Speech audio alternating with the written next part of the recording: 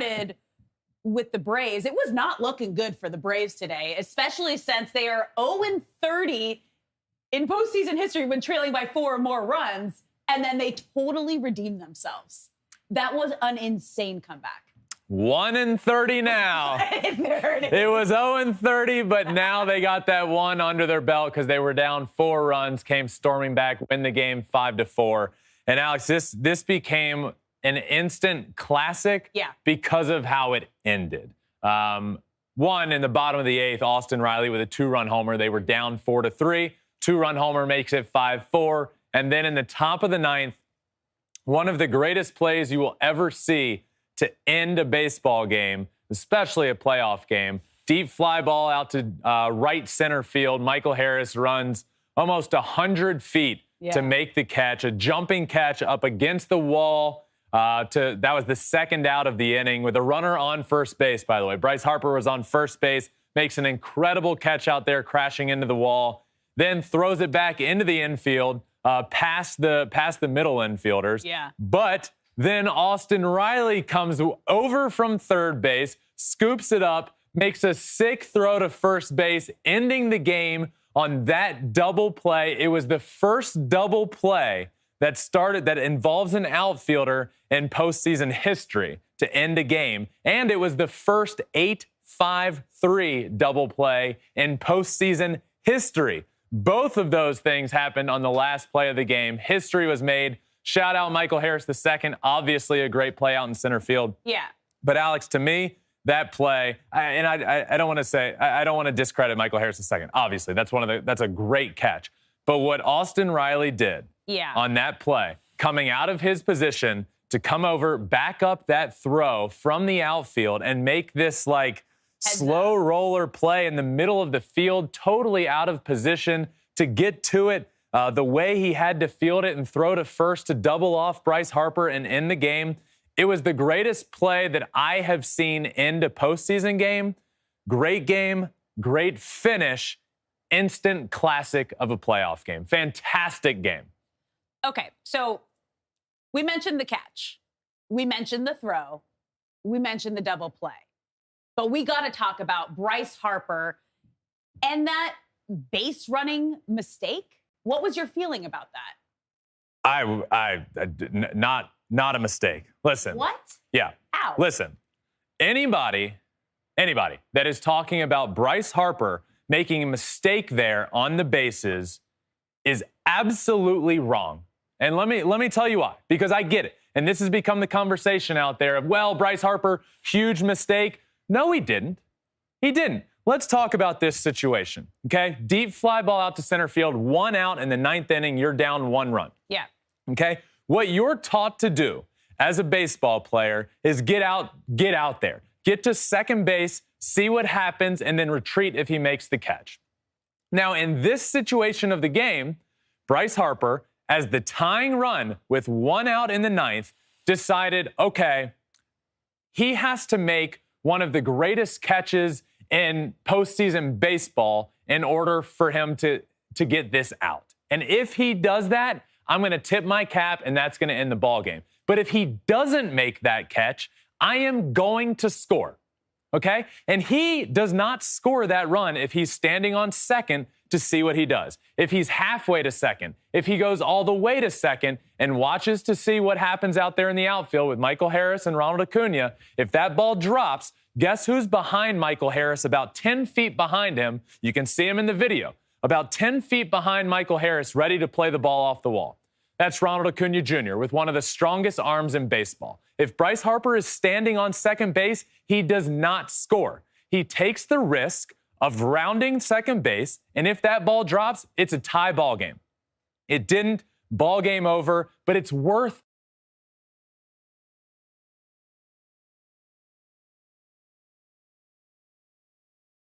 of these drills with the Tigers. I hated it. Base running drills. We all know base run. Okay, ball out into the gap. You're on first base. What do? Okay, well, you go as far as you can where you feel like you can get back to first base if he makes that catch. Okay, fine. I get out to second base. He catches it. I get all the way back. But in this situation, what are the Phillies going to? 2 outs, down 1 in the 9th inning with a runner on first base? No, you're going to take that chance that the center fielder doesn't make a 5-star catch, one of the greatest catches you'll see in postseason baseball. And if he doesn't make that catch, you're scoring. You take that chance every single day. Bryce Harper, great base running, in my opinion. You end up getting thrown out. You took that chance, so be it. You live with it. Because now, if you get back to first base, there's 2 outs in the 9th inning anyway, and the game's probably over anyway. You can't say that, though. I can say that. The game's not over if you still have guys coming up to the plate in the 9th inning and you have a runner on. That cost them the game. No, it didn't. The game was won or lost right there. And it came down to Michael Harris making one of the best catches you'll see in the postseason. If he doesn't make that catch, it's a tie game. If he makes that catch, you lose. That's fine. You live with it. Nick Castellanos hit a ball 400 feet to deep right center field. Hats off to Michael Harris. You made a great catch, but it's absolutely the right call. And I have a million years of running the bases and playing professional baseball to prove that that's how you run the bases. You don't go back to first base and try and tag with then 2 outs. You try and score. And you just assume that that guy's not going to make an incredible catch. And if he does, great. Ball game over. That sucks. Hats off to you. Great play. If not, I'm scoring. That's the game. That's it. The game was won or lost right there. Bryce Harper let it all out on the line right there. And I have no problems with him running the bases like that, and nobody should. It was not a base running mistake, and I will live and die by that. You even said, though, you said you do these drills and you're taught, go to second base and go as far as you think you can to make it back to first if it's caught. Mm-hmm. He went over, and then he even slipped trying to get back to first base. You want to know what the difference is? The slip? The playoffs, the 9th inning, 1 out, becomes 2 outs if that play is made. This is a completely different situation. That's how you run the bases if you're in the 2nd inning and you're a runner on first with 1 out. I'm going to run as far as I can, and if he makes the play, I get back. When the game is all the way down, that was the game. Yeah, but if you have an opportunity to still not get a double play and have 1 more out available, you have an opportunity to tie the game. It's not the game's over just because Michael Harris made an incredible Of course the game's catch. not over, but the odds of you scoring in a 1-run game when you're on first base with 2 outs in the 9th inning are minuscule. The odds of Michael Harris II making that catch are minuscule. That's why you take the chance. If you go back to first base and you're safe with 2 outs, great. It's going to take 2 hits off of a dominant closer for me to even come close to scoring. But you take the chances that center fielder doesn't make that incredible play. You'd much rather those odds. There was a much better chance that Michael Harris II doesn't make that catch than the Phillies getting 2 hits after having 2 outs in the 9th inning. You're playing the percentages there. He went all out to try and score. I have no problems with that play. Nobody should. It was the right call. It was. So up until that moment, I think the Phillies had all the momentum in this series, right? So yeah. is this the moment?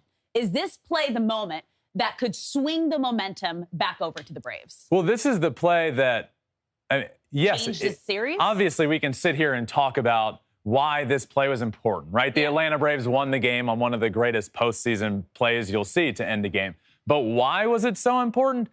Because it changes everything in this series. If the Braves lose that game, if they lose the first 2 games at home and then have to go on the road, the odds say they have an 11% chance of continuing on to win that series. They'd have to win 3 in a row, 11% chance over the course of time in history in Major League Baseball. Them winning that game and it being 1-1, it's about a 40% chance. So about a 30% chance higher of winning the series now, solely because they ended up coming back and winning that game. That is why it is so vital that they came back. If they go down 0-2, Alex, I mean, you got a 10% chance of winning.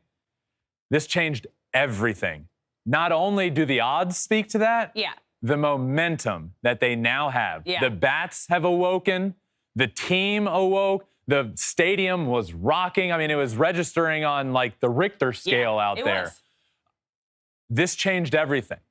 The Braves went from down and out, dead. They were about to be 1-2-3 Cancun. Now it's 1-1 in this series. 1-2-3 Cancun. They have plenty of opportunities to come back. And I totally believe they can because the bats finally arrived. It took 16 innings for them to show up. But they finally arrived, and now they're going to Philly with all the momentum. And that's weird to say because it's 1-1, and if you're the Phillies, all you want is to win one. Yeah. But the way this all shaped out, now the Braves have that momentum because it looked like for all the world that they were going to be 0-2 heading to Philly.